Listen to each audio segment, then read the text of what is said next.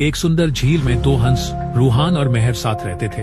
वे एक दूसरे से बेहद प्यार करते थे और हर पल साथ बिताते थे। उनकी जोड़ी झील में रहने वाले सभी जीवों के लिए प्रेम और समर्पण की मिसाल थी। एक दिन झील सूखने लगी और दोनों को नई जगह जाने का फैसला करना पड़ा।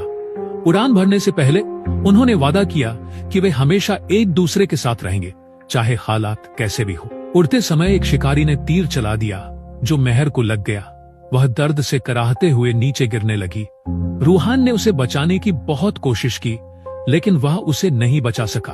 आखिरी सांस लेते हुए मेहर ने कहा, अगर अगला जन्म होता है तो मैं फिर से तुम्हारी बनकर आऊंगी। रूहान टूट चुका था। उसने अपना सफर वहीं रोक दिया और अपनी प्रेयसी के बिना जीने से इनकार कर दिया। अंततः उसने भी उसी झील के किनारे अपनी जान दे दी।